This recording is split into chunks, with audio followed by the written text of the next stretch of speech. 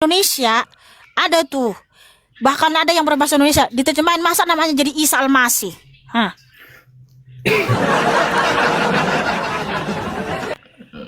Ya udah memang seperti itu, mau gimana? Loh, itulah makanya aku bilang mereka itu para penerjemah itu, mereka itu menggenapi nubuatan Yeremia 23:27. Mereka itu merancang melupakan nama Tuhan demi berhala. Di Play Store juga di sini ada Arabic Holy Bible, ada Arabic Bible, ada Arabic Bible Translation. Banyak di situ. Iya betul Bunda sayang, itu pastinya orang Indonesia yang terjemahin itu.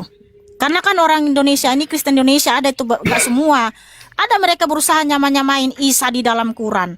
Bahkan ada itu orang Kristen dengan bangganya, lihat tuh di share dalam Quran kan, Isa Al-Masih adalah terkemuka di dunia dan akhirat.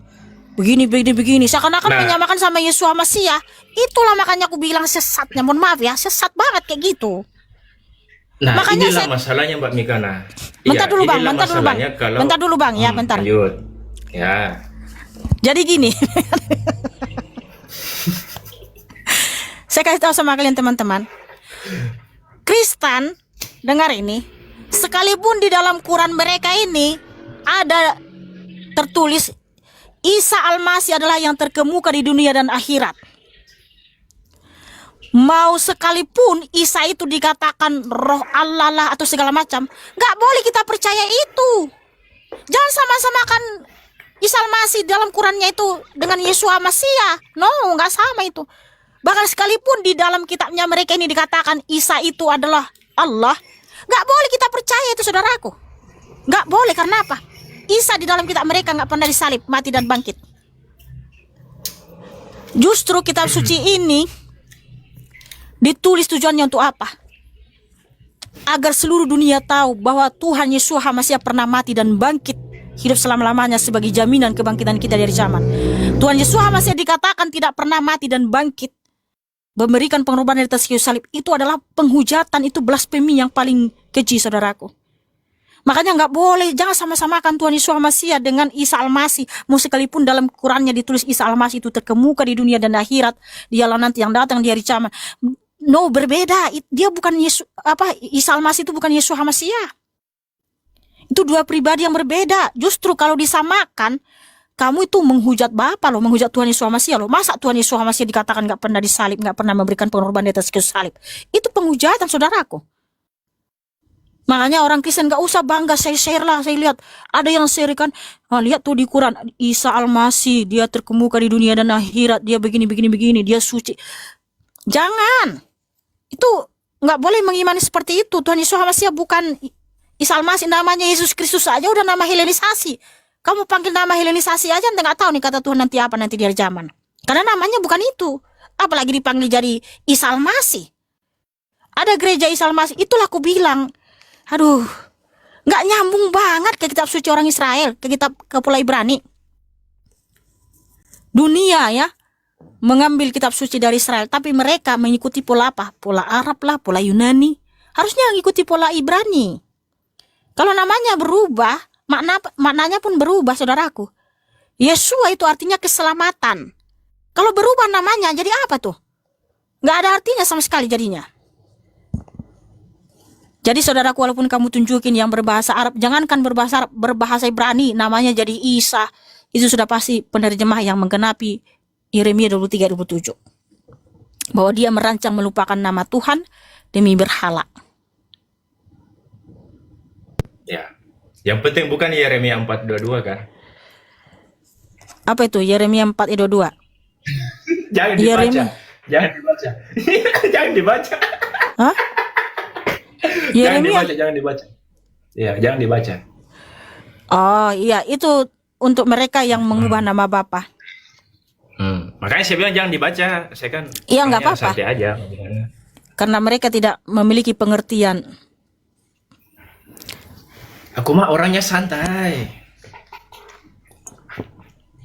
Ya santai-santai sambil merokok, pelanggaran itu bro. Enggak, kan di balik layar. Di balik layar. Jadi bagaimana Mbak Mikana? Bagaimana ini barang? Iya, jadi kalau dari data sejarah orang Israel dan di dalam kitabnya orang Israel nggak pernah mereka punya nabi namanya Isa alaihissalam yang diutus oleh Allah. Itu hanya ada dalam kitabmu. Oke. Nah, sekarang begini Mbak Mikana. Kalau menurut orang Judaism, mereka mengenal nama Yeshua. Iya. Ya? Oke. Nah, kalau menurut orang Judaism, Mbak Mikana, ini saya belajar Mbak Mikana ya. Saya Iya. fakir ilmu ini, Mbak. Fakir ilmu Tapi saya. sebentar dulu saudaraku, Saya aku belajar. tutup kamera sebentar ya, nggak apa-apa ya. Boleh. Aman. Karena kita kan diskusi tukar ilmu kan. Gitu. Nggak ada penghujatan. Ini kita open cam loh.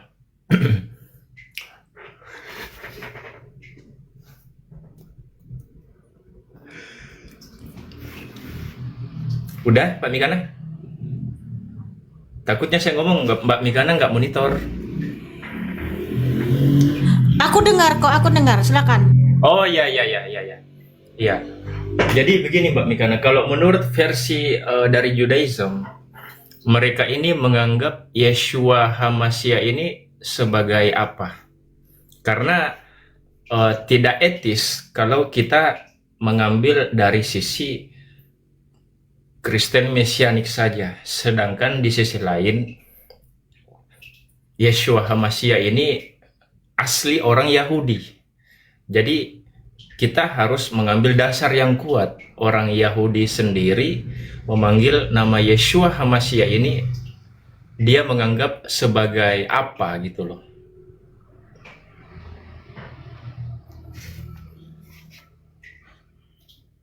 Gini aja bro ya, bahwa memang ada juga orang Yahudi yang nggak percaya sama Yeshua HaMashiach, seperti Yudaisme. Sama. Iya. Isa juga sama. Jadi pihak kita sama, enggak, sama. sebentar. Tapi Mereka juga menolak Isa. Mbak Mikana. enggak, tapi dengar dulu ya Tuhan. Oh iya. Posisi kita sama. Orang Yahudi yang nggak percaya Yeshua HaMashiach, mereka yang percaya Talmud, tapi dalam Talmud pun tetap namanya Yeshua. Karena di dalam Talmud mereka itu insulting Tuhan Yeshua HaMashiach. Tapi mereka sebut zaman di situ Yeshua. HaMashiachnya nggak ada. Tapi Yeshua, karena artinya Yeshua HaMashiach itu betul-betul nyata ada. Walaupun orang Yudaisme nggak mengakui dia adalah Tuhan, tapi dalam catatan sejarah mereka ada. Mereka menuduh Yeshua itu tukang sihir dan lain sebagainya. Itu kan tuduhan, tapi faktanya memang dia itu ada nyata. Kalau Isa alaihissalam kan nggak pernah ada orang Yahudi berkata ada namanya Isa alaihissalam begini-begini, nggak ada dalam catatan sejarah mereka, dalam Talmud mereka nggak ada. Aku nggak percaya Talmud, tapi itu catatan sejarah orang Yahudi. Walaupun mereka di situ menuduh ya Tuhan Yesus, itu tuduhan. Walaupun menurut mereka itu benar, tapi menurut kitab suci ini Tuhan Yesus HaMashiach itu bukan tukang sihir. Memang dia nyata Tuhan yang berkuasa gitu loh. Oke. Tapi begini Mbak Mikana, ini saya ada yang sedikit mengganjal di kepala saya, dan ini sebenarnya pertanyaan lama sih yang saya tanyakan. Ini sudah lama sekali. Ini kenapa kitab di Kristen ini Taurat diambil tapi Talmudnya nggak diambil? Itu kenapa Mbak Mikana? Ini kita sharing aja ya. Iya. Makasih saudaraku. Jadi di Talmud mereka itu pernah saya baca ya, walaupun sebagian, di mana Yeshua itu dikatakan tukang sihir, dia itu mati, dia bangkit itu karena sihir dan sebagainya. Terus segala macam lah. Nah, kenapa saya nggak percaya sama Talmud? Karena itu bukan firman Tuhan. Itu adalah pandangan orang Yudaisme, pandangan orang Yahudi yang nggak percaya kepada Yeshua HaMashiach. Karena memang Tuhan itu pernah datang ke Israel yang namanya Yeshua HaMashiach. Nah, bagi orang Farisi yang tidak percaya, itu dicatat dalam catatan sejarah mereka. Lalu kenapa saya harus percaya kepada pandangan orang Farisi yang tidak percaya kepada Tuhan Yesus Masiah? Dia membangkitkan itu atas kuasanya sendiri. Nah, kalau kata orang Yudaisme, orang Farisi yang tidak percaya atau orang Yahudi yang tidak percaya, mereka bilang itu sihir. Ya lalu kenapa saya harus percaya apa kata mereka? Itu kan pandangan mereka. Tapi buktinya bahwa memang Yesus Masiah itu pernah datang ke Israel, dia pernah disalib mati gitu loh. Itu dalam catatan Talmud mereka. Walaupun mereka menganggap itu mereka itu semua sihir segala macam lah apa gitu. Tapi yang jelas ada dalam catatan mereka. Kalau Isa alaihissalam nggak ada. Nah, kenapa aku nggak percaya sama Talmud? Karena itu bukan firman Tuhan. Itu adalah pandangan orang Yahudi yang tidak percaya kepada Yesus Masiah. Tapi di sini ada dua pandangan yang berbeda, Mbak Mikana. Pandangan yang pertama, menurut Kristen, Yeshua HaMashiach ini disalib. Sedangkan pandangan menurut Judaism, dia digantung di pohon. Kalau kita merujuk digantung di pohon. Kalau kita merujuk ke KJV-nya pun juga sama di pohon juga. Kalau KJV ya. KJV? Ya karena salib itu terbuat dari pohon memang. Oh, jadi dari pohon ya. Iya. Iyalah, memang betul. Karena salib. Kenapa Sang Mesias harus tergantung di pohon? Karena Adam dan Hawa melanggar hukum di Kejadian 2:17 yang mereka makan buah pohon pengetahuan. Jadi Sang Mesias memang harus tergantung di atas pohon, di mana salib itu terbuat dari pohon. Itulah kenapa Mesias itu dari kayu. Iya, tapi kayu itu kan dari pohon. Cuman nanya kamu, Bang. Itulah betul. Kenapa Mesias itu memang harus tergantung di atas pohon. Itu yang disebut salib atau cross dalam bahasa Inggris. Lalu itulah kenapa bahwa Sang Mesias itu metongnya enggak di kandang singa di zaman Nabi Daniel, bukan di zaman modern yang ditembak, tapi harus tergantung di atas pohon. Karena Adam dan Hawa itu melanggar hukum di Kejadian 2:17 itu adalah memakan buah pohon pengetahuan. Ya, seperti itu saudaraku. Siap. Oke, silakan. Kalau Mbak Mika mau nanya lah. Ya itu, mohon maaf makanya saudaraku. Iya. Saya tuh mohon maaf ini. Lanjut. Karena si Samurai Kenji kan kalau naik ke sini, udah lami karena masuk Islam masih syahadat. Jadi banyak memang orang Islam yang naik ke sini bertanya sama saya, ketika mereka nggak bisa jawab data, malah ngajak saya mualaf. Kan lucu, coba. Nggak bisa jawab pertanyaan, malah ngajak saya mualaf masuk Islam. Tapi mohon maaf ya, bukan saya merendahkan Islam. Saya nggak mungkin masuk Islam. Karena apa? Dari hasil diskusi saya selama ini sama Islam, yang pertama, kalian kan mengimani banyak nabi dari Israel, termasuk Musa, Yakub, Zakaria, Yahya, Sulaiman itu Salomo, Daud. Mereka itu kan orang Israel. Tapi kenapa dan kalian mengimani mereka diutus oleh Allah, tapi kenapa dalam tulisan nabi-nabi tersebut tidak pernah mengimani Allah dan tidak pernah sembah Allah? Justru dalam tulisan mereka tidak boleh sembah ilah-ilah bangsa-bangsa di seluruh dunia ini. Itu dalam tulisannya Nabi Musa, dalam tulisan Raja Daud, bahwa mereka tidak boleh menyembah ilah bangsa-bangsa di seluruh dunia ini. Berarti kalau semua ilah bangsa-bangsa, berarti termasuk nama ilah bangsa Arab yang bernama Allah. Bahkan Raja Daud dan juga di dalam 1 Tawarik 16 ayat 26, Mazmur 96 ayat 5, bahwa semua ilah bangsa-bangsa adalah berhala-berhala, tetapi hanya Yahweh lah sang pencipta. Jadi mereka pasti sembah Yahweh, nggak mungkin mereka sembah Allah. Nah itu bagi saya nggak mungkin masuk Islam, karena semua nabi-nabi itu sembah Yahweh gitu, nggak pernah sembah Allah. Ngapain saya harus mengikut atau menyembah Allah kan? Karena para nabi tersebut menulis firman Bapa tidak boleh menyembah ilah bangsa-bangsa lain. Karena konsekuensinya berat. Kalau masih sembah ilah bangsa-bangsa lain, berarti termasuk nama ilah bangsa Arab, apalagi itu ada dalam terjemahan LAI, maka pasti binasoi. Dampaknya seperti itu. Yaitu Ulangan 8 ayat 19, Ulangan 6 ayat 13 sampai 15. Kalau masih mengikuti dan menyembah ilah bangsa-bangsa lain di seluruh dunia ini, berarti termasuk nama ilah bangsa Arab, nama ilahnya orang Hindu, orang Cina dan sebagainya, pasti binasoi, Bang. Dan namanya akan dihapus dari kitab kehidupan atau dari bawah kolong langit ini, yaitu di Ulangan 29 ayat 17 sampai 18. Kemudian juga yang kedua, kalian mengimani Nabi Isa alaihissalam, tapi nggak pernah ada diutus ke Bani Israel, nggak pernah ada data sejarah dari orang Israel pernah punya nabi namanya Isa alaihissalam.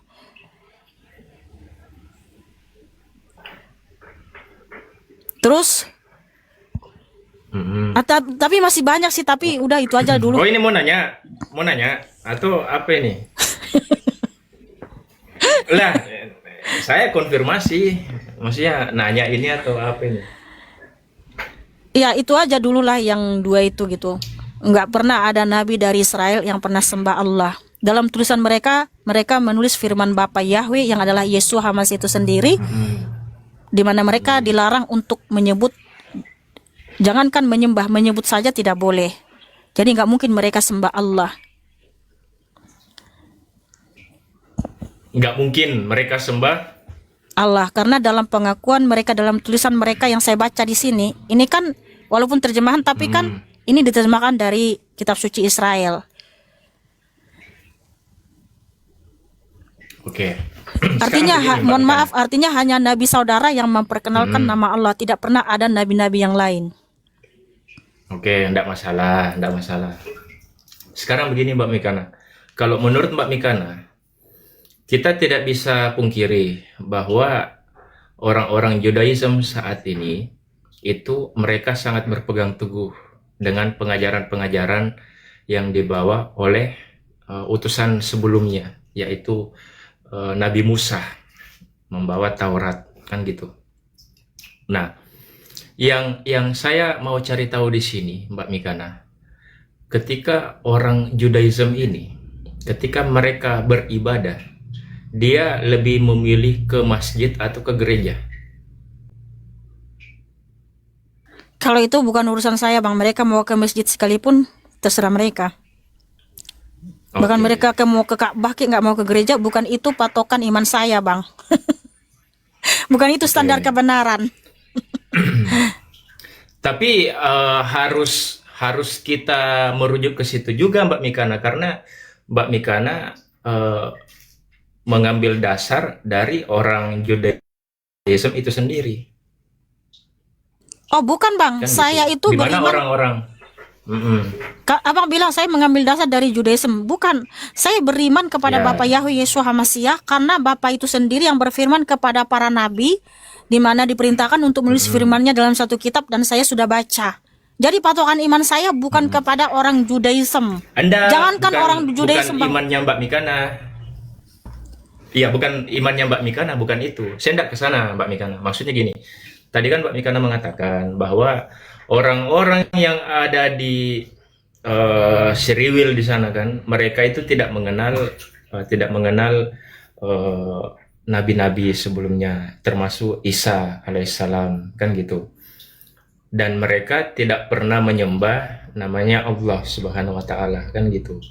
Jadi ini tidak ada hubungannya dengan keyakinannya Mbak Mikana, karena saya tidak mau ke ranah ke sana, tidak mau gitu. Tapi kita mengambil dasar di situ. Jadi yang kita ambil dasar di situ adalah, makanya itu yang saya tanyakan tadi. Kalau orang-orang dari Judaism itu sendiri, kalau memang orang Judaism tidak menyembah kepada Allah dan mereka tidak menganggap bahwa para nabi sebelumnya diutus oleh Allah, nah di sini benang merahnya, Pak Mikana. Ketika mereka beribadah, otomatis mereka menyembah. Nah, yang kita tahu di sini adalah mereka beribadah di, andai kata sinagoge nggak ada, yang ada hanya masjid dan dengan gereja. Nah, orang-orang Judaism ini mereka memilih masjid atau gereja, sinagoge nggak ada. Oke, itu kan kamu bilang seandainya. Saya juga nggak tahu, Bang, mereka milih kemana. Karena kamu kan berandai-andai, Bang. Ya kan? Kamu kan Tapi berandai-andai. kenyataannya seperti itu, Mbak Mikana. Itu Kenyataannya bukan seperti itu. itu, Di mana itu bukan maksudnya Yahudi gini, ini kan asli itu, Bang. Nggak mungkin mereka itu jadi pergi ke masjid beribadah. oke. Siap. Kita nggak bisa pungkiri Mbak Mikana bahwa umat Judaism ini tercerai-berai di seluruh dunia. Termasuk di Indonesia ada. Di Indonesia ada Yahudi. Di Malaysia ada, di Eropa ada. Itu kita nggak bisa pungkiri. Nah, di mana majority di Eropa atau di Arab atau dimanapun itu ada wilayah di mana wilayah tersebut itu nggak ada tempat ibadah mereka yang namanya sinagoge. Yang ada kebanyakan hanya dua, masjid dan gereja. Loh Kan gini gitu. loh Bang, kalau memang nggak ada sinagog kan mereka bisa beribadah di rumah, nggak harus pergi ke masjid atau ke gereja dong. Kalau mereka pun nggak mengakui Kristen gitu, nggak mungkin jadi pergi ke masjid Bang. Jadi di rumah juga mereka bisa beribadah toh. Jadi jangan paksa mereka mau ke Iya. masjid. Tapi faktanya Nggak ada itu. nggak ada. Iya Bang, kalaupun ada itu Yahudi KW Bang, itu cuma ngaku-ngaku Yahudi. Oh Bang. Yahudi kau, iya iya iya. Siap, oke. Yahudi kau. Ya iyalah, emangnya beribadah itu harus di masjid kan enggak juga, atau beribadah hanya harus di gedung Alamak, gereja ya. kan enggak juga Bang. Berarti pertama bahasa Yunani KW. Habis itu Bukan bahasa Yunaninya yang KW, artinya kalau ada orang kitab Yahudi. Arab, kitab Arab KW. Bukan, saya nggak bilang kitab Arab KW. Kalau ada yang menerjemahkan kitab suci dari Israel, lalu nama Bapa diganti, berarti penerjemah itu telah menggenapi nubuatan Bapa di Yeremia 23:27 yang mengganti nama Bapa, yang mengganti nama Tuhan. Pahami dulu dong. Itu nggak Jangan masalah, nggak masalah itu, Mbak generalisasi Mikana. bahwa semua KW. Saya nggak mau merujuk ke sana karena saya kan tipikalnya orang baik hati dan tidak sombong kan gitu, Mbak Mikana ya. Asik. Gitu. Artinya dari diskusi kita berdua ini yang menentukan bukan hanya kita berdua, karena yang diskusi di sini kan bukan kita, tapi ada teman-teman di bawah yang nyimak kan gitu, Mbak Mikana ya. Jadi adapun positifnya ya kita ambil, teman-teman di bawah ambil positifnya. Kalaupun ada yang negatifnya kita buang jauh-jauh kan gitu. Karena saya rasa teman-teman di bawah ini nggak bodoh-bodoh juga kan gitu. Mereka pun juga bisa membedakan. Oh betul juga ya. Oh kayaknya betul juga ya. Nah, kan gitu, Mbak Mikana. Jadi maksudnya dari hasil diskusi kita ini ya kita lemparkan lagi kepada teman-teman yang ada di bawah kan gitu. Artinya saya tidak mau membenarkan diri saya bahwa agama saya yang paling benar, nggak mau. Kenapa? Karena dalam dunia diskusi itu saya pribadi Mbak Mikana selalu tidak mau menerapkan agama saya yang paling benar, nabiku yang paling benar, Tuhanku yang paling benar. Nah, bagaimana cara membuktikannya bahwa agamaku yang paling benar, nabiku yang paling benar? Ya kita buktikan dengan cara berdiskusi yang sehat, adu data kita, tanpa ada unsur hujatan gitu, Mbak Mikana. Bagus Itu Bang, baru bagus diskusi Bang. secara sehat gitu. Contohnya ya seperti ini, Mbak Mikana ngomong saya diam, setelah Mbak Mikana diam saya ngomong, ganti-gantian, jadi nggak ada tabrakan gitu. Jadi teman-teman di bawah pun juga nyaman mendengarnya kan gitu. Nah, terkait masalah dari hasil diskusinya seperti apa, ya biarkan teman-teman di bawah yang menilai, bukan saya. Karena kalau mau ditabrakkan antara Islam dengan kekristenan, saya yakin dan percaya ini tidak bakalan dapat, Mbak Mikana, nggak bakalan dapat. Di sisi lain Mbak Mikana meyakini bahwa Yeshua HaMashiach Bapa sekaligus Anak, dan saya mengatakan bahwa di dalam Islam Allah Subhanahu wa Ta'ala tidak diperanakkan, bukan anak dan tidak diperanakkan, tidak dilahirkan dan tidak dilahirkan gitu. Jadi pasti tidak ketemu gitu. Nah, salah satunya adalah ya metode diskusi yang paling baik, bagaimana kita bisa mencocokkan data yang ada di dalam kitabnya Mbak Mikana dan data yang ada di dalam kitab saya gitu. Karena kalau mau ditabrakkan ada teman Kristen bertanya tentang Islam, tetapi mengambil dasar di kitabnya mereka. Itu tidak make sense. Nggak kena, pastinya. Nah, kan gitu Mbak Mikana ya. Gitu, itu namanya kalau bahasa Yunaninya it doesn't work. Itu nggak kena pastinya. Sangat nggak etis. Mengambil kesimpulan di kitab orang, tetapi mengambil dasar di kitabnya sendiri, itu nggak bisa. Nggak bisa. Artinya, ya ketika kita betul-betul mempelajari kitab orang, yang paling pertama adalah kita tidak boleh mengambil kesimpulan, tapi betul-betul kita harus pelajari dulu dari akar-akarnya. Nah, setelah kita pelajari dan ada kita tidak tahu, baru kita pertanyakan. Sama seperti saya, Mbak Mikana. Saya ketika saya bertanya di dalam perihal masalah kekristenan, saya tidak langsung mengambil kesimpulan, tidak. Saya pelajari dulu. Saya cari dulu literasinya, belajar saya.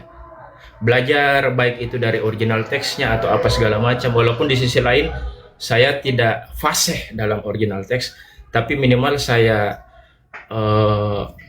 ulik dari segi historical, sejarah, dan membandingkan kitab ini dengan kitab ini, dan ya itulah faktanya terjadi.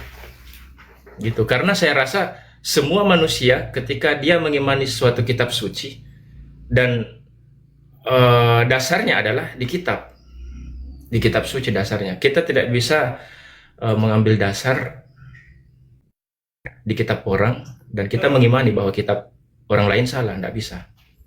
Harus ada pembandingnya. Makanya Al-Quran turun, Mbak Mikana, bukan Al-Quran ini turun, itu sebagai mengkonfirmasi bahwasanya Taurat dan Injil itu pernah ada. Nah, tetapi di sisi lain ada juga orang nanya, kalau memang Al-Quran mengkonfirmasi bahwa Taurat dan Injil itu pernah ada, kitabnya mana? Al-Quran tidak merujuk ke situ.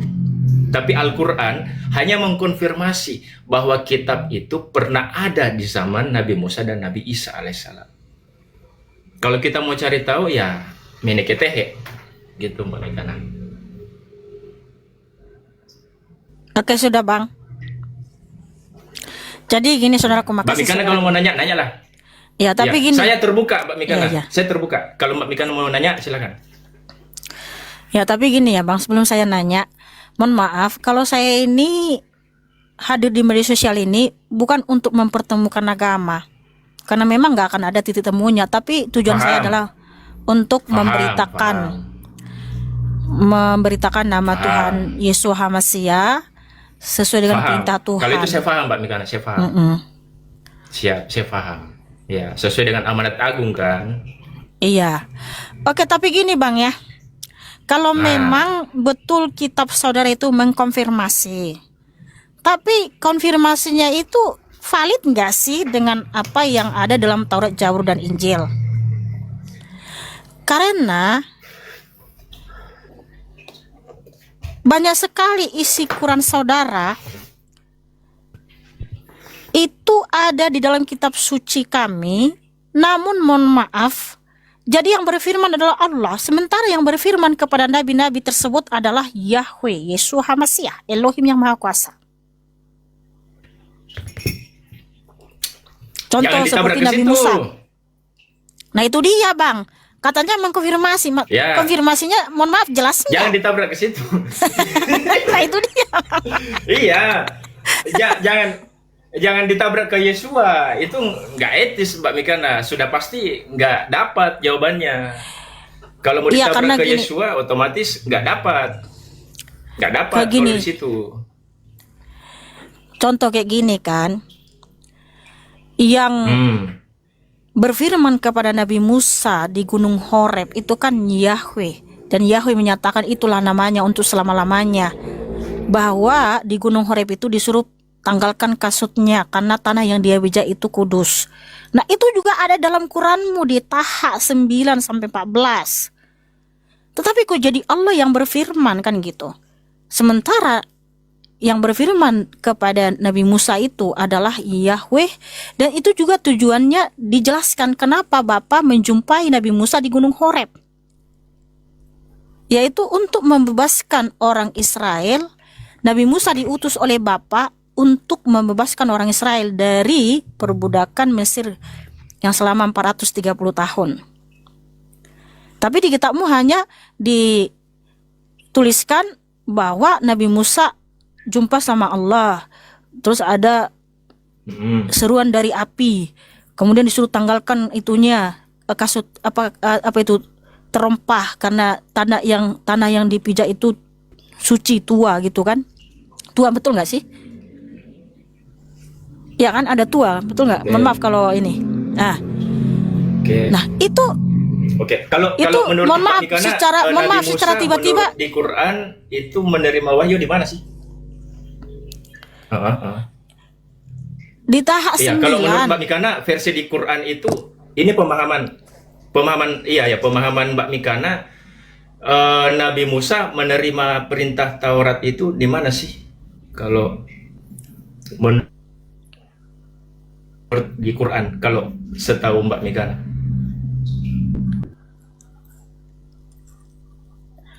Bukan, maksud saya gini Bang, jaringannya si inspirasi ini ya, ngelek ya. Ngelek ya? Aman kok.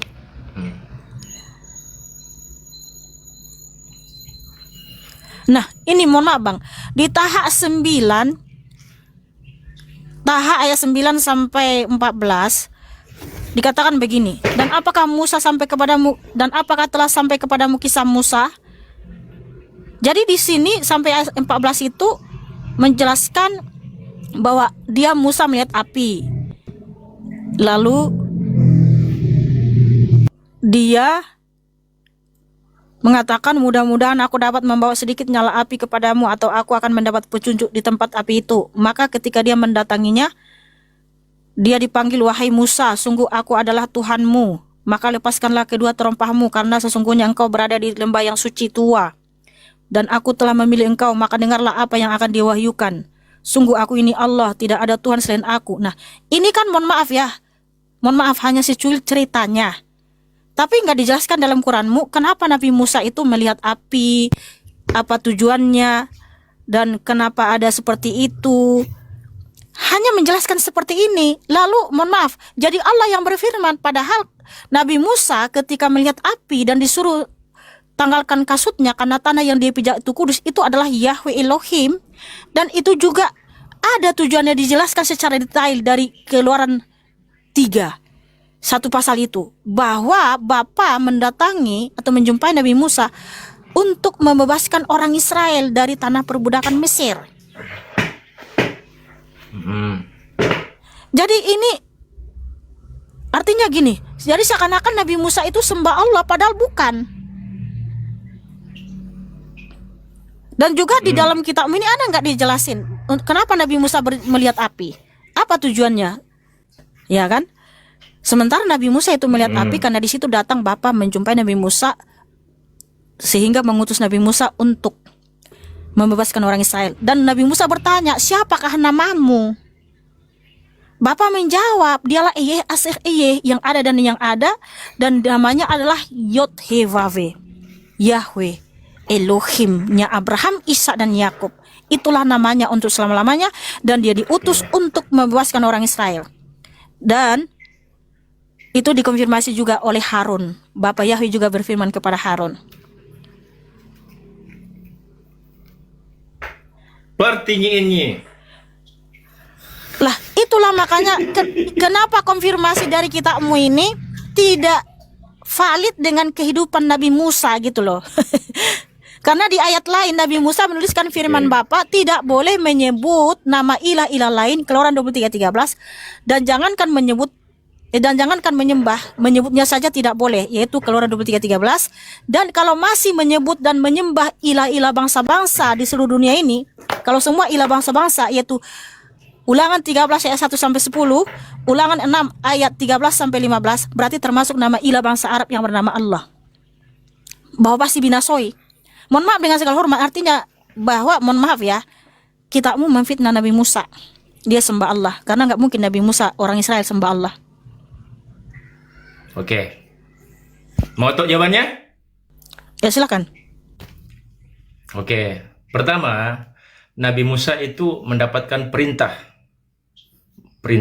dalam bentuk Taurat di Bukit Tursina.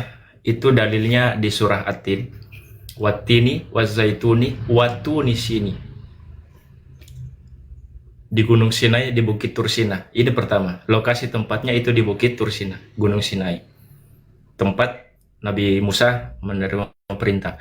Dan kenapa Nabi Musa melihat api, ya kan, dan segala macam, itu di surah Al-A'raf ayat 143. Coba Mbak Mikana, kita cross check sama-sama.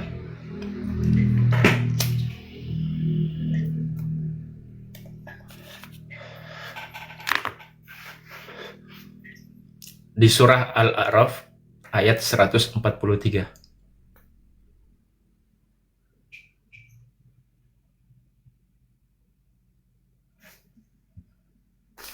Ya, silakan baca, Bang. Aku lihat di sini.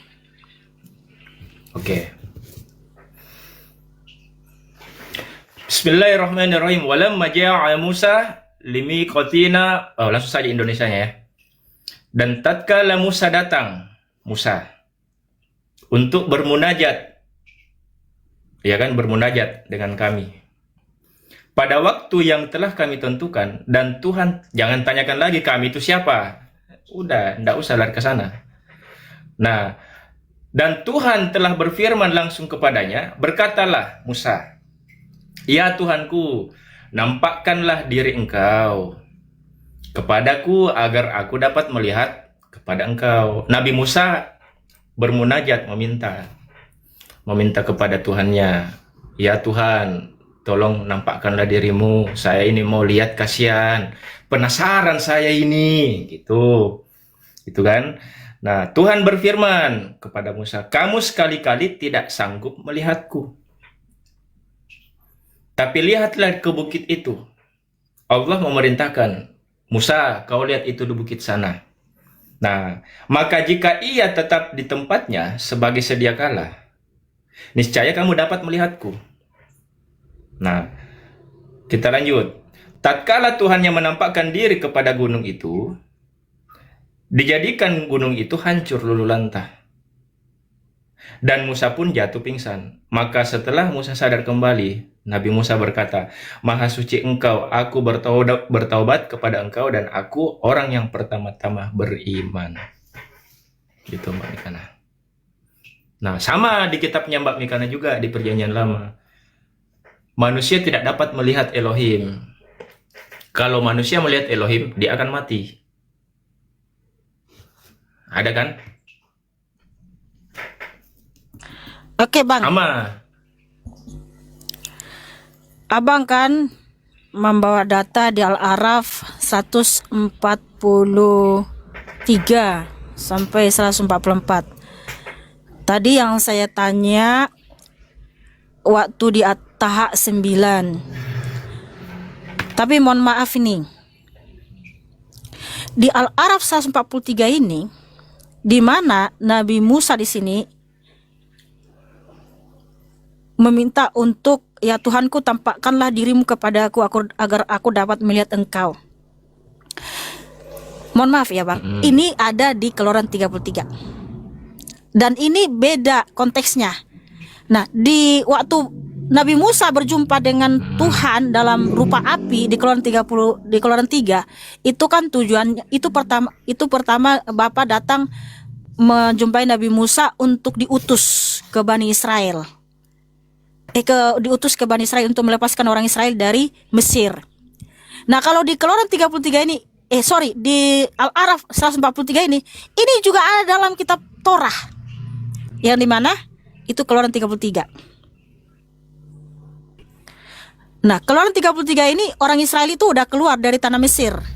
Jadi di sini konteksnya Nabi Musa itu meminta penyertaan Tuhan. Oke. Ya? Mbak Mikana, izin. Tadi di Keluaran berapa? Keluaran 33. Ya, tadi di Keluaran berapa tadi? Mbak Mikana baca. Keluaran 3. Keluaran 3 itu Bapak mengutus Nabi Musa untuk membebaskan orang Israel. Nah, kalau di Al-A'raf 143 itu juga ada di sini. Keluaran 33 ayat 18. Jadi kalau di ayat sebelumnya itu Bapa itu berbicara kepada Nabi Musa itu di ayat 11, dan Yahweh akan berfirman kepada Musa muka dengan muka seperti ketika seorang berbicara kepada temannya. Jadi memang ketika Tuhan datang menjumpai nabi-nabinya itu menampakkan diri. Bisa dalam rupa api, dalam rupa malaikat, dalam rupa seperti kita manusia, sesuai dengan kehendaknya. Tapi di sini Nabi Musa minta apa? Dan dia berkata, aku mohon tunjukkanlah kemuliaanmu kepadaku. Artinya Tuhan, Nabi Musa itu supaya ditunjukkan wajah aslinya. Namun Bapa berfirman seperti ini ya. Dan dia berfirman, aku akan membuat seluruh kebesaranku lewat di hadapanmu, dan aku akan berseru. Di mute dulu ya. Dan aku akan berseru dalam nama Yahweh di hadapanmu, dan aku akan menunjukkan kemurahan kepada siapa akan kutunjukkan kemurahan, dan aku akan merahmati kepada siapa akan kurahmati. Dan dia berfirman, engkau tidak dapat melihat wajahku, karena tidak seorang pun memandang aku dan dia hidup. Dan Yahweh berfirman, lihatlah ada tempat di dekatku, dan engkau dapat berdiri di atas batu cadas. Dan akan terjadi saat kemuliaanku lewat, maka aku akan menempatkan engkau di celah batu cadas, dan aku akan menundungkan telapak tanganku ke atasmu sampai aku lewat. Lalu aku akan menarik telapak tanganku, dan engkau akan melihat bagian belakangku, tetapi wajahku tidak akan terlihat. Jadi memang tidak ada yang sanggup melihat wajah Bapa Yahweh itu. Dan saya belum pernah baca di dalam Torah ini Nabi Musa itu pingsan. Justru Nabi Musa wajahnya bercahaya karena diliputi kehadiran Elohim. Jadi Nabi Musa tidak pernah pingsan, tetapi justru wajahnya bercahaya. Ada di ayat lain bahwa wajahnya bercahaya karena dia dilingkupi hadirat Bapa Yahweh. Nah, itulah kenapa aku bilang, mohon maaf, kok jadi Allah yang berfirman kepada Musa, sementara Musa itu yang berfirman kepada beliau adalah Bapa Yahweh. Nah, di situ dia kenapa Nabi Musa kok difitnah menyembah ilahnya bangsa Arab, sementara Nabi Musa di ayat lain menuliskan firman Bapa. Ini ya, nih saya tunjukkan ayatnya. Karena nggak mungkin dia jadi sembah ilah bangsa Arab, mohon maaf, nggak mungkin. Dia sendiri menulis firman Bapa, masa dia melanggar firman Bapa? Itulah kenapa Nabi Musa itu masuk surga, karena nggak mungkin dia sembah Allah, toh. Nah ini ya, Nabi Musa menuliskan firman Bapa, janganlah kamu mengikuti ilah-ilah lain dari antara ilah bangsa-bangsa yang ada di sekelilingmu. Aku ini kalau begini. Oh ya, tulis saja saudaraku. Saya catat dulu ini, kalau begini panjang. Sebab Yahweh Elohimmu adalah Elohim yang cemburu di tengah-tengahmu, supaya murka Yahweh Elohimmu dan Elohimmu tidak membakar dan membinasakan engkau dari muka bumi. Nah ini dia. Kemudian di ulangan 8 ayat 19. Dan akan terjadi apabila engkau benar-benar melupakan Yahweh Elohimmu dan hidup mengikuti ilah-ilah lain, beribadah kepadanya dan sujud menyembahnya, maka aku bersaksi melawan kamu hari ini bahwa kamu pasti binasoi. Nah kalau Nabi Musa, mohon maaf ya, sesuai dengan firman Tuhan ini, kalau dia sembah ilah bangsa Arab yang bernama Allah, pasti dia tidak masuk surga. Tapi buktinya Nabi Musa itu masuk surga. Buktinya di mana? Di Matius 17 ketika peristiwa transfigurasi, Tuhan Yesus HaMasiah dimuliakan di atas gunung, Tuhan Yesus HaMasiah menghadirkan Nabi Musa dan Nabi Elia dari surga. Jadi itu buktinya kalau Nabi Musa itu tidak pernah sembah Allah. Kalau dia sembah Allah, nggak mungkin dia masuk surga. Menurut firman Tuhan, mohon maaf ya, bukan menurut saya. Karena sudah jelas firman Bapa, kalau masih menyembah ilah bangsa-bangsa lain, pasti binasoi.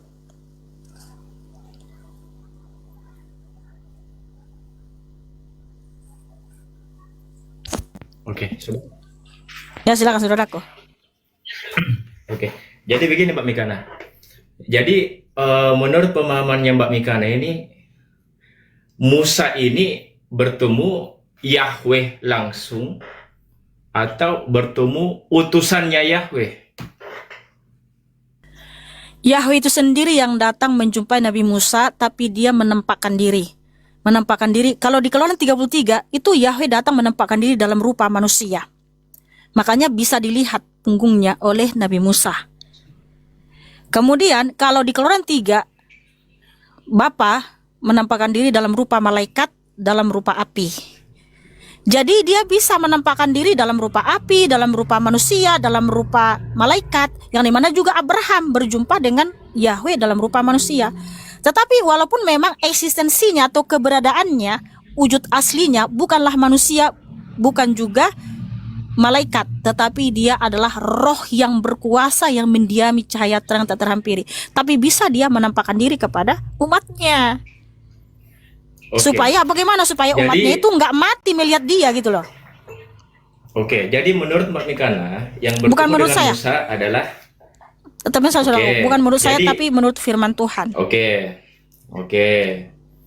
Jadi bisa kalau menurut narasinya Mbak Mikana, ya kan, saya ubah. Kalau menurut narasinya Mbak Mikana bahwa Musa ini bertemu sama malaikat Tuhan, yaitu Bapa, manusia yaitu Bapa, kan gitu Mbak Mikana ya.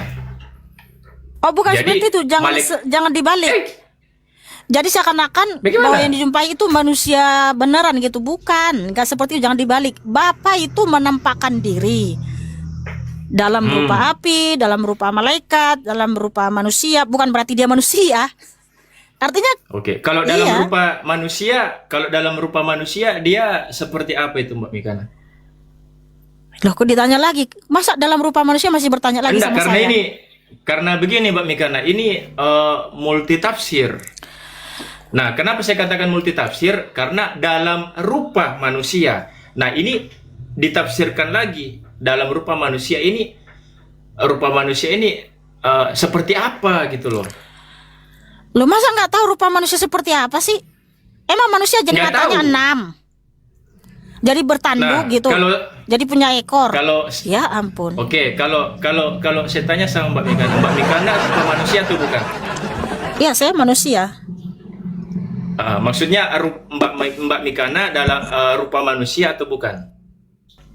Bukan, saya manusia. Kalau saya dikatakan Mikana datang dalam rupa manusia, berarti kan saya bukan manusia. Ya ampun Tuhan.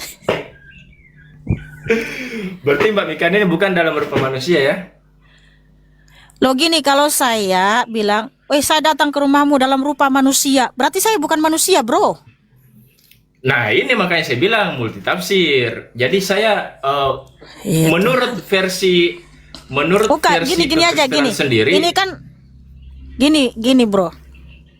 Mm-mm. Itu kan kehendak Bapa. Dia kan bisa menampakkan diri, menyatakan diri dalam rupa api, dalam rupa tiang awan, dalam rupa malaikat, dalam rupa manusia. Bukan berarti dia awan, bukan berarti dia api, bukan berarti dia manusia, bukan. Dia akan menjumpai nabi-nabinya, itu bisa menampakkan diri dalam rupa apapun seperti yang dia kehendaki. Agar Oke. ya manusia tahu Paham. bahwa memang dia nyata dan berkuasa gitu loh. Eksistensinya Oke, itu paham. bukan manusia. Eksistensi Bapa itu adalah cahaya terang tak terhampiri. Tapi dia kan maha segalanya, tentu saja bisa dong menampakkan diri, menyatakan diri sesuai Oke, dengan paham. kehendaknya. Nah begitu saudaraku. Jadi itu aja Nah, maksudku sekarang- ini bro. Mohon maaf. Jadi beda cerita dalam kitabmu. Masa jadi Nabi Musa jadi sembah Allah, jadi yang bersembah adalah Allah kan lari ke gitu. situ dulu.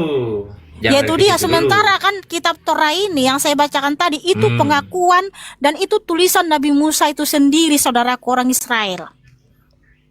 Sementara kitabmu itu bukan tulisan Nabi Musa. Itu dia bang. dulu. Mm-mm. Makanya saya lebih percaya kepada yang ditulis Nabi tersebut. Nabi Musa ini kan menulis kitab Torah dan di dalam Torah itu sangat jelas perintah-perintah Bapa dan dia sendiri yang menulis Oke. itu. Jadi saya lebih percaya Oke. kepada tulisan nabi-nabi tersebut daripada mohon maaf yang muncul belakangan tetapi bukan tulisan dan pengakuan dari nabi itu yang menerima firman. Oke. Saya lanjut tadi Mbak Mikana ya. Karena tadi saya cuma klarifikasi saja. Jadi menurut narasi Mbak Mikana bahwa yang bertemu Musa adalah Yeshua atau Bapa Yahweh dalam rupa api, dalam berupa malaikat. Jadi Bapa menjadi malaikat, Bapa menjadi manusia. Itu dia nih makanya Bang. Bukan Nah, berarti itu dia dia, malaikat, makanya. bukannya manusia. Enggak, Iya, apa paham. masa enggak ngerti Saya sih. paham. Gitu, Saya jangan paham. muter-muter di situ lagi, Bapak, Bang. Iya, Bapa dalam rupa malaikat. Bang, gini aja, udah nggak usah muter-muter di Ah. situ mulu, karena pasti orang cerdas paham itu. Bapak Oke, itu oke. kayak gini. Kalau saya berkuasa, contoh gini, kalau saya punya kuasa, saya bisa nih menampakkan diri dalam rupa singa. Apakah saya singa? Saya bukan. Karena apa? Saya maha kuasa, bisa saya menjelma jadi singa. Karena saya maha kuasa, tapi saya bukan singa. Itu contoh sederhana. Contoh sederhananya Dalam seperti itu. rupa manusia. Kalau dalam rupa malaikat atau dalam rupa manusia, berarti Musa melihat. Bang. Oh ya. Contoh kalau saya punya kuasa nih, saya bisa Ini bahas segalanya. multitafsir ini Mbak Mikana, multitafsir. Enggak ada betul. multitafsir di situ. Abang aja sebenarnya udah paham, cuman mau berkutat di situ aja. Enggak. Karena Jujur, demi Allah, sudah Mbak Mikana, terbukti demi bahwa Allah, nabi-nabi- saya enggak gini. Saya tidak paham. Saya kalau ngomong tidak paham, betul-betul tidak paham. Makanya saya katakan multitafsir. Karena saya pun pribadi belum terlalu paham kalau dalam rupa manusia, lantas Nabi Musa melihat apa? Wujudnya apa gitu loh, wujudnya. Kalau dalam rupa manusia, nah yang saya tanyakan ini adalah wujudnya, dalam wujud apa dia? Kalau rupa manusia, wujudnya apa? Kalau dalam rupa malaikat, wujudnya apa? Itu Loh, masa poinnya, lagi? Mbak Mikana. Bang, eksistensinya itu, wujudnya Bapak itu, wajah aslinya itu adalah yang mendiami cahaya terang tak terhampiri, roh yang berkuasa yang mendiami cahaya terang tak terhampiri. Makanya tidak akan ada yang mampu melihat wajah aslinya. Tapi kan dia bisa menyatakan diri, menampakkan diri. Dia bisa dalam rupa malaikat, dalam rupa api, dalam rupa manusia. Tetapi bukan berarti dia manusia, bukan malaikat, bukan api gitu loh. Oke, kita skip. Oke. Jadi ketika Bapak Yahweh masuk ke dimensi manusia, apakah Bapak Yahweh ini menurut Mbak Mikana dia terbatas? Tidak, justru itu kemahakuasaannya. Dia maha kuasa, maha segalanya.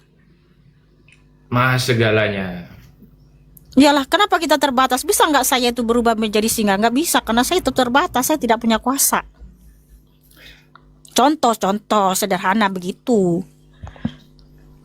Nah, kenapa Bapak bisa datang menjumpai nabi-nabinya dan berfirman, menyampaikan firmannya untuk supaya para nabi tersebut menulis firmannya? Karena dia maha kuasa, maha segalanya, maha hadir.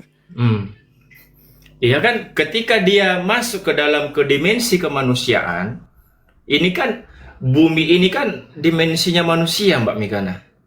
Ya, tapi kan bukan berarti Bapak itu jadi kamu mengukur dia sehingga kita sama dengan dia. Nggak boleh seperti itu. Justru gini Bang ya. Mohon maaf nih, semua agama-agama di dunia ini pasti meyakini ada Tuhan masing-masing. Tapi ada nggak Tuhannya yang menyatakan diri, yang berkuasa? Nggak ada. Hanya Bapak Yahweh Yesus Mesias yang disaksikan para nabi dan para rasul. Jadi ketika Nabi Musa mohon maaf ya, ketika Nabi Musa ini menerima firman dari Bapak Yahweh, lalu dicatat, itu dikonfirmasi juga nabi-nabi yang lain. Kayak Harun, ya, dia juga menerima firman dari Bapak Yahweh. Nabi Zakaria, Nabi Yesaya, Nabi Elia, Nabi Elisa. Jadi mereka semua masing-masing mengkonfirmasi bahwa dalam tulisan mereka diutus oleh Bapak Yahweh. Itulah buktinya kalau memang Bapak Yahweh itu ada, nyata dan berkuasa. Tapi kalau hanya satu orang yang memperkenalkan, itu layak diragukan dan layak diteliti, dicari tahu, dikaji. Betul nggak dia itu menerima wahyu atau cuma ngaku-ngaku sendiri? Nah begitu saudaraku ya. Oke, jangan bingung, jangan bimbang, karena Tuhan Yesus masih mengasihimu.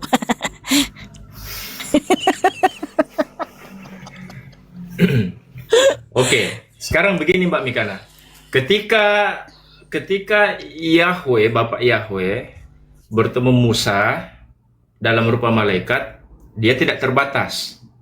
Nah, ketika Bapak Yahweh menjadi manusia, yaitu Yeshua HaMashiach, Yeshua HaMashiach ini dia terbatas atau tidak terbatas, Mbak Mikana? Bentar dulu saudaraku ya, aku tutup kamera sebentar ya, boleh ya? Oh ya, siap. Oh ya. Oh, mungkin saya tidak lari ke sana, Mbak Mikana. Saya tidak lari ke sana. Saya tidak mau lari ke sana. Oke. Nah, kita masih di seputar di perjanjian lama dulu, teman-teman ya.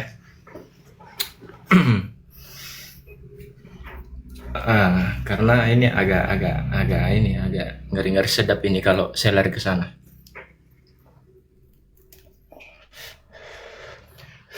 Oke. Nah,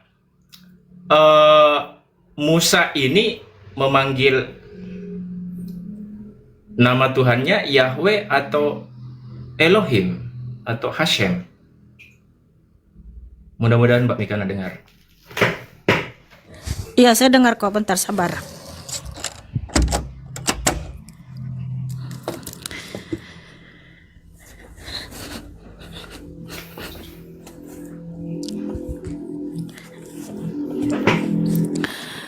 Oke, jadi gini saudaraku, Yeshua HaMashiach adalah Yahweh itu sendiri. Jadi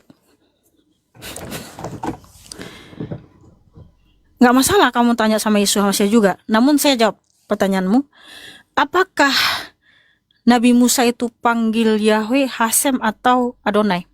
Saya yakin dan percaya dia panggil Yahweh, karena Bapa sendiri kan menyatakan namanya Yahweh, makanya ditulis oleh Nabi Musa namanya adalah Adonai Yahweh. Dan tidak ada satupun dari kitab ini, dari Kejadian sampai Wahyu, Bapa menyatakan seperti ini, jangan sebut namaku. Justru Bapa menghendaki namanya dia dipanggil tapi untuk memuliakan dia. Bapa itu melarang tidak boleh memanggil namanya untuk kesia-siaan seperti bersumpah palsu, berdusta, mengolok-olok, mempermainkan, nggak boleh. Keluaran 20. Ya dari mana saya tahu? Ya karena Nabi Musa kan menulis namanya di dalam kitab suci. Oke, bagaimana kalau ketika Musa mengatakan begini, Mbak Mikana, Shema Israel, Adonai Eloheinu, Adonai Echad. Nah, kenapa di kalimat ini tidak ada kata Yahweh di situ? Kok nggak ada? Ini apa ini? Bukan Adonai. Adonai tulisannya beda sama Yahweh. Adonai itu kan bukan nama, tapi gelar atau sebutan. Nah, ini kan bahasa Indonesianya nih. Kalau bahasa Ibraninya kan seperti ini nih. Shema Israel, Yahweh Eloheinu. Kan di sini ada namanya. Yod-Heh-Vah-Weh, yang dibaca Yahweh. Kalau Adonai nggak tulisannya nggak seperti ini. Itu versi? Ya tulisan Ibrani lah, bahasa yang ditulis Nabi Musa lah, yang original teks. Iya, betul. Itu kan bahasanya, itu kan tulisannya Ibrani, bukan berarti kitabnya Ibrani, Pak Mikana. Hah? Loh, Nabi Musa menulis dalam bahasa Ibrani, bos. Oke. Oke, kita skip. Nah, sekarang begini Pak Mikana. Jadi menurut Mbak Mikana, 5 kitab Musa ini yang menulis siapa? Nabi Musa itu sendiri, karena dikonfirmasi dalam tulisannya. 5 kitab itu kan jadi, kitab Torah. Jadi Kejadian, Bilangan, Ulangan, Imamat, kitab Kejadian, Tanakh, ya. Iya. Kejadian. Torah, Ulangan. bukan Tanakh. Iya. Iya, Tanakh. Kalau Tanakh itu kan Torah, Nevim, Ketuvim. Iya, itu kan ditulis oleh banyak nabi-nabi toh, dan ditulis oleh raja juga. Ya, betul, tapi kalau kitab Taurat, kitab 5 Torah kitab itu Musa, ya Pentateuch. Kan gitu. Nah, 5 kitab Musa. Menurut Mbak Mikana, 5 kitab Musa ini yang nulis siapa? Bukan menurut saya, menurut firman Tuhan. Ini datanya. Siap. Karena 5 kitab Musa itu Bereshit, Shemot, Vaikra, Bamikdar, Devarim itu ditulis oleh Nabi Musa. Tapi itu semua itu firman Bapa ya, firman Bapa Yahweh yang ditulis Nabi Musa. Dikonfirmasi di dalam kitab Ulangan 31 ayat 9. Siap. Oke. Sekarang begini Mbak Mikana.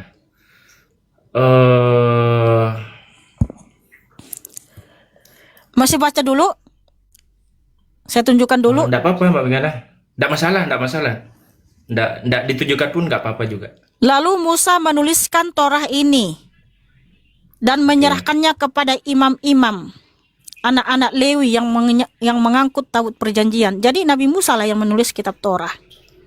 Siap. Mantap. Sekarang begini Mbak Megana.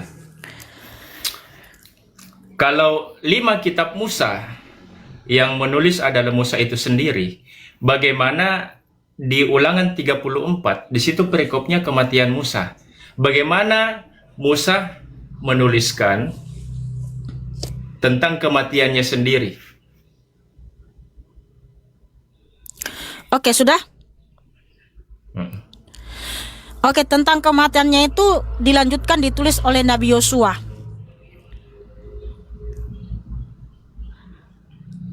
Nabi Yosua yang meneruskan kepemimpinannya. Kan itu hanya bagian mencatat kematiannya dong. Iya. Yang mencatat kematiannya. Loh. Ya kan diteruskan Nabi Yosua bahwa tentang kematiannya itu yang nulis Nabi Yosua. Berarti 5 kitab Musa ini tidak murni, bukan Nabi Musa yang menulis. Loh, makanya kan Karena kitab ada suci ini campur ditulis tangan. oleh banyak nabi-nabi dan rasul-rasul dan juga raja. Betul. Enggak, ini Loh, kita fokus sebentar ke dulu, 5. Fokus enggak. ke 5. Di Pentatuknya Mbak Mikana, kita fokus di Pentatuknya. Bukan Nefihim dan Ketuvimnya. Fokus di Pentatuknya aja, 5-nya, 5 kitab Musa. Berarti 5 kitab Musa ini bukan murni Musa yang nulis, tapi ada juga nabi yang menulis di 5 kitab Musa. Bukan murni Musa saja, berarti ada Musa dan setelahnya yang menulis. Berarti bukan Musa yang murni. Iya, karena di Ulangan 31 itu kan di situ udah jelas bahwa kepemimpinannya itu diserahkan kepada Nabi Yosua. Iya. Nah, Iya, Nabi Yosua ini. Iya, di saat Nabi Musa itu kan sudah mau wafat, dan juga yang kami percaya bahwa tubuhnya diangkat ke surga. Itu diteruskan oleh Nabi Yosua di Ulangan 31 itu. Ya seperti itu Iya. ya. Makanya Itu gini, saya nggak makanya bantah. penulis kitab suci Itu ini saya nggak ada bantah. 40 nabi, rasul dan juga raja. Itu ada 3 raja. Iya, itu saya tidak bantah Mbak Mikana. Saya tidak bantah. Iya, saya sudah Jadi, akui iya. Ulangan 31 di akhir Nabi Musa mau wafat, itu memang dilanjutkan oleh Nabi Yosua. Terus apalagi yang mau dipermasalahkan ya Tuhan? Enggak ada permasalahan di sini. Jadi kitab Ulangan di 34 ini Yosua yang nulis, bukan Musa. Iyalah, karena kan Nabi Musa kan sudah wafat, sudah diangkat sama Tuhan Yesus Hamsia. Terus siapa lagi yang nulis? Ya pasti Nabi Yosua dong yang meneruskan kepemimpinannya. Oke. Karena di situ kan Nabi Musa udah menyerahkannya kepada Nabi Yosua, Ulangan 31. Oke. 5 kitab Pentatuk ini, 5 kitab Musa ini, kitab terakhir kitab apa Mbak Mikana? Kitab terakhir. Loh. Di kitabnya Musa. Gini, kan manusia yang membuat ini yang apa? Karena kitab Ulangan, kitab Ulangan. Kitab Ulangan. Ya. Jadi yang nulis kitab Ulangan ini di Ulangan 34 Yosua. Nabi Yosua, bukan Yesua ya. Yesua Hamasya berbeda dengan Yosua. Faham. Yosua. Jadi 5 kitab Musa ini. Tapi yang udah dikasih tahu ketika Nabi Musa wafat, ya diteruskan oleh Nabi Yosua, makanya ditulis oleh Nabi Yosua. Saya tidak bantah kalau itu. Iya, dikonfirmasi di dalam Yosua 8 ayat 32. Dan di sana di atas batu-batu itu ia menuliskan salinan Torah Musa. Oh, haleluya. Haleluya. Disalin lagi tuh sama Nabi Yosua. yang telah dia tuliskan di hadapan umat Israel. Nah makanya saudaraku yang jelas, semua nabi-nabi dari Israel itu, mereka itu mohon maaf sekali lagi, nggak pernah mereka menulis firman Allah, itu aja. Justru mohon maaf, dalam kitabmu itu banyak sekali isinya mirip dengan kitab suci ini, tapi yang membedakan apa? Yahweh Elohim, yaitu Yesus HaMashiach yang berfirman, bukan Allah. Bahkan sangat banyak dalilnya nabi-nabi itu dilarang tidak boleh sebut nama ilah bangsa-bangsa lain, tidak boleh menyembah dan mengikuti semua ilah bangsa-bangsa di seluruh dunia ini, termasuk berarti nama ilah bangsa Arab yang bernama Allah. Sekarang begini Mbak Mikana, kalau menurut di kitabnya Mbak Mikana, Musa menerima Torah itu di lokasinya di mana Mbak Mikana, kalau boleh tahu? Ya bukan hanya di satu tempat, mulai dari di Gunung Horeb. Pas menerima 10 hukum perintah Tuhan di Gunung di Sinai. Batu. Itu di mana? Gunung Sinai. Gunung Sinai itu di mana Mbak Mikana? Gunung Sinai. Ya, daerah apa itu Gunung Sinai?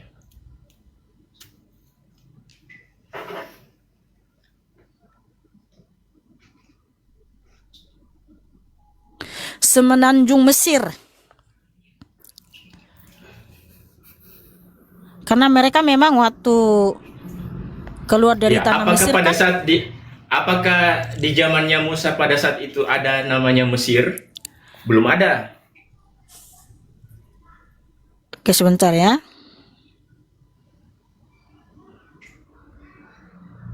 Itu di daerah mana?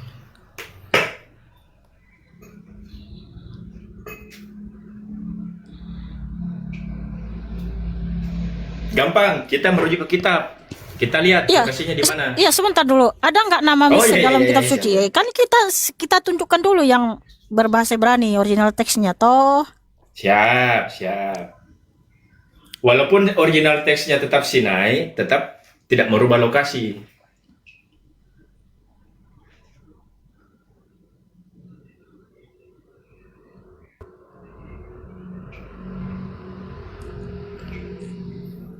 Semenanjung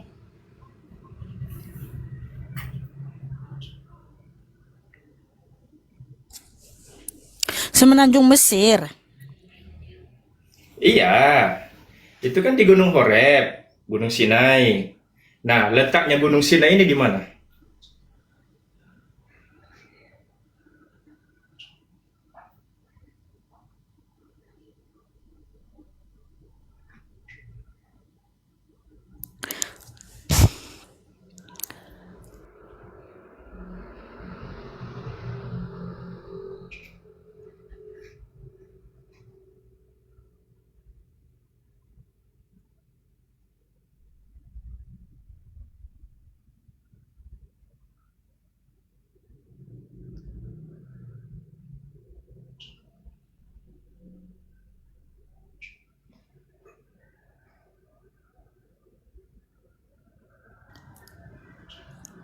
Semenanjung Mesir. Nah, oke. Terus Nabi Musa kan menerima Torah di Gunung Sinai. Lalu maksudmu mau apa gitu? Maksudmu mau apa? Iya, maksudnya gini Mbak Mikana, Gunung Sinai ini kalau kita mengatakan Semenanjung Mesir itu kalau di saat ini namanya, tapi kan di zamannya Musa kan bukan Mesir namanya, karena dulu Mesir belum ada,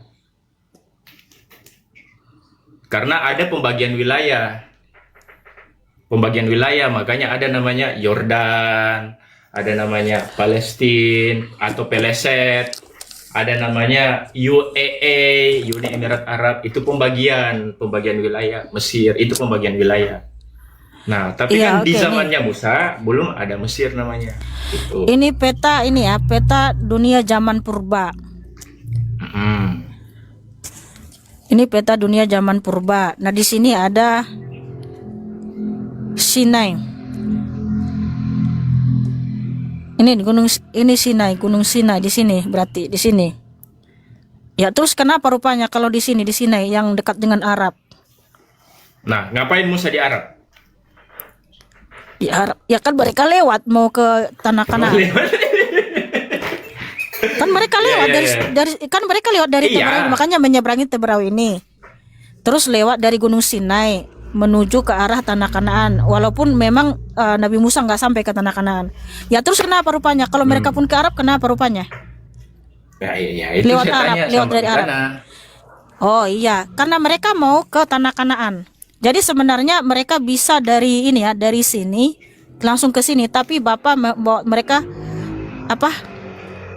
Mutar-mutar karena apa gini? Supaya menguji orang Israel itu. Iya, harusnya kan bisa 40 apa ya? Berapa bulan tapi menjadi 40 tahun toh. Untuk menguji orang Israel supaya mereka jangan sombong gitu ya.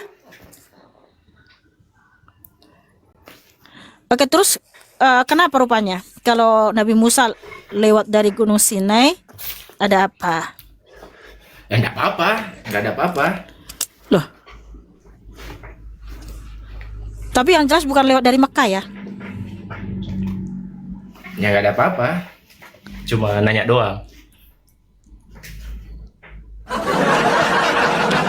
Masih jauh banget itu ke Mekah, masih jauh banget. Ini kenapa Cuma nanya TikTok doang. izin responding? Wait. Jadi gini saudaraku, Bapak Yahweh itu ya bukan hanya berfirman di Israel doang, tapi dia bisa berfirman kepada para nabinya ketika nabinya ada di Mesir, ada di Gunung Sinai. Kenapa? Elohim itu maha hadir, dahsyat kan? Oh, haleluya. Ini kayaknya TikTokku ngapa ini? Ngelek itu apa ya? Sudah paham saudaraku? Andri?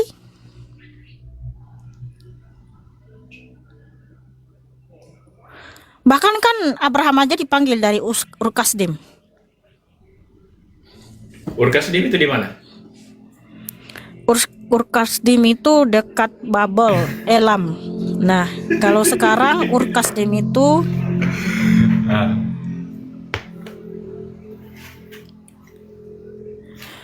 Ur-Kasdim itu sekarang adalah Irak. Itu kan dulu daerah Jazirah Arab. Apa? Irak. Iya, Irak sekarang. Kalau dulu bukan Irak namanya. Kalau dulu namanya Jazirah Arab. Dulu namanya Jazirah Arab itu Ur-Kasdim. Ur-Kasdim. Iya, Ur-Kasdim itu daerah Jazirah Arab. Makanya dikatakan semenanjung Arab. Karena semenanjung itu Jadi panjang. Irak itu Arab. Apa? Begini, bukan negaranya, tapi daerahnya. Daerahnya sama seperti Bandung dengan Makassar. Apakah Makassar ini Bandung? Tidak, tapi Bandung adalah daerah wilayah Indonesia. Itu. Iya, beda lagi sama Irak. Irak sama beda lagi sama Arab. Tapi yang jelas gini. Ya kalau Irak negaranya.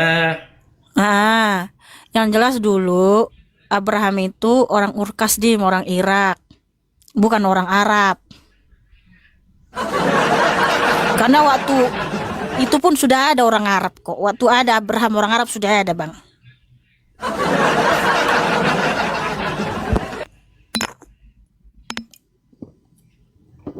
Oke, ada lagi saudaraku? Atau besok lagi kita lanjut ini? Ini TikTokku kenapa nih? TikTok is not responding. Oh, itu HP-nya ngelek itu kalau gitu. Iya. HP-nya ngelek. Ya udah Mbak Mikana, kalau seumpamanya mau di next ke yang lain, enggak apa-apa, saya turun. Mudah-mudahan besok-besok kita bisa bertemu lagi. Dengan kondisi diskusi yang seperti ini kan enak. Iya. Nggak ada gontok-gontokan, nggak debat kusir gitu ya. Ya. Terima kasih saudaraku Andrea sudah diskusi di sini. Semangat selalu. Selamat menunaikan ibadah puasa. Nama aku bukan Andri. Nama aku bukan tadi kamu bilang Andri, siapa namamu? Itu contoh aja, contoh. Masa? Oh, jadi siapa namamu sebenarnya? kalau orang-orang panggil saya inspirasi. Tapi kalau nama saya, nama asli saya hanya orang khusus yang tahu. Nama panggilan aja lah, masa panggil inspirasi. Ya udahlah inspirasi, terima kasih inspirasi. Biar kalau orang itu orang lebih tahu kalau itu. Oke, Mbak Megana, lanjut. Ya, terima kasih saudaraku. Semangat selalu. Sama-sama Mbak Megana, sama-sama. Nggak apa-apa, diturunkan aja. Iya. Teman-teman, aku akhiri dulu live ini ya. Ini TikTokku ada notifikasi TikTok is not responding. Takutnya nanti tiba-tiba hilang ya, karena ini nge-lag atau apa nggak tahu ya. Oke teman-teman, mohon maaf, saya akhiri dulu live ini. Terima kasih teman-teman yang sudah tetap layar. Terima kasih yang sudah mendukung live ini juga. Terima kasih semua moderator ya. Peserpo Arjuna yang moderator di TikTok. Terima kasih saudaraku. Terima kasih Bunda Sri Hussein. Terima kasih bundaku sayang. Tetap semangat bundaku. Tuhan Yesus Hamasi yang mengasihi bunda dan juga menolong bunda ya. Apa yang bunda alami, kiranya Tuhan menolong dan memberikan jalan keluar ya. Terima kasih bundaku sayang. Dan juga teman-teman yang di YouTube, para penonton ya, saudaraku Rainer Ignatius, Williamson Impaldu, William Hendra. Terima kasih teman-teman semuanya. Jadi setelah saya tutup live ini, saya akan berdoa untuk teman-teman yang sudah menyaksikan live ini ya. Jadi saya tutup dulu saudaraku, karena sudah datang terus notifikasi ya. Jamil aja, terima kasih semua teman-teman ya. Sampai jumpa lagi. Bapak Yesus Hamasiah Elohim yang Maha Kuasa memberkati kita semua, amin.